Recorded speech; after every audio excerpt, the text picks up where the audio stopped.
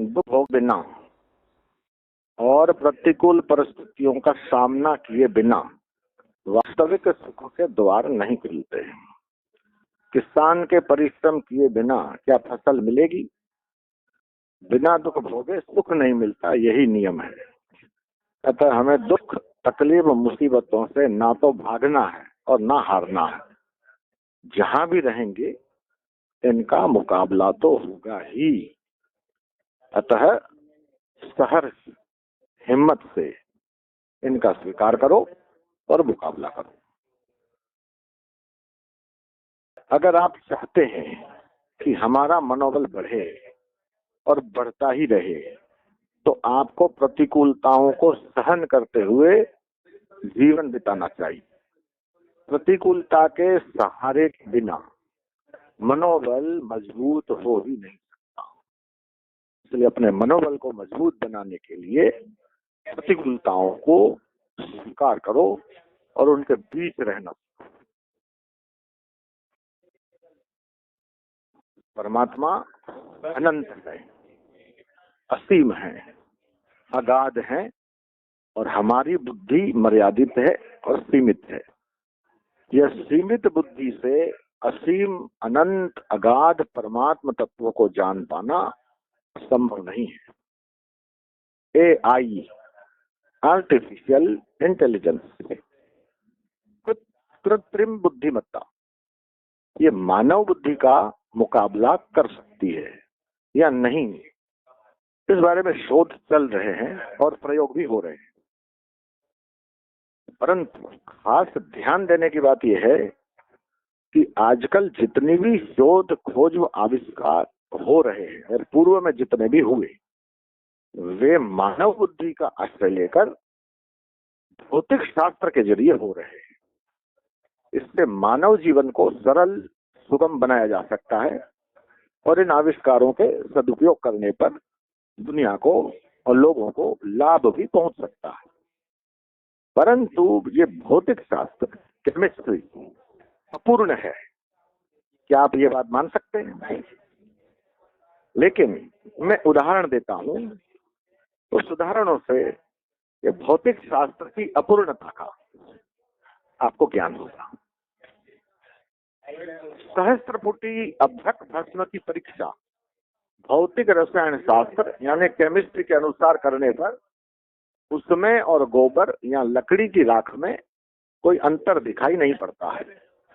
परंतु जीवन रसायन शास्त्र की दृष्टि से सहस्त्रपुटी अभ्रक भस्म सैकड़ों रोग दूर करने वाली एक दिव्य औषधि है। सिंगरफ द्विगुण गंधक जारित रस सिंदूर और षोडश गुण गंधक जारित रस सिंदूर, इन सबको रसायन शास्त्र एक ही समान बतलाता है, परंतु इनके गुण में बहुत अंतर देखा जाता है। हिंगुल में से निकले हुए पारद का और बुभुक्षित पारद का चूर्ण चंद्रोदय रस भौतिक शास्त्र में एक है, परंतु शरीर पर जो इनके परिणाम होते हैं उसमें जमीन आसमान का अंतर हो जाता है। ऐसे अपूर्ण भौतिक शास्त्र पर ही विश्वास करके पारमार्थिक और आध्यात्मिक सत्य सिद्धांतों की अवहेलना करना, ये गलती के सिवा, भूल के सिवा क्या हो सकता है।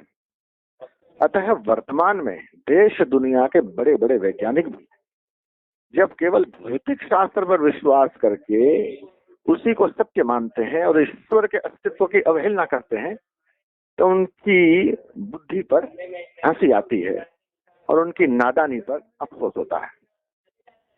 अतएव जितने भी दुनिया भर के बुद्धिमान हैं और वैज्ञानिक हैं, उनसे मैं कहना चाहूंगा कि अध्यात्म विद्या विद्या नाम, भगवत गीता में भगवान कृष्ण ने जिस अध्यात्म विद्या को सर्वश्रेष्ठ विद्या बताया, उसे जानने, समझने और अनुभव करने पर ही परम सुख, परम कल्याण, परम संतोष और परमानंद मिल सकता है।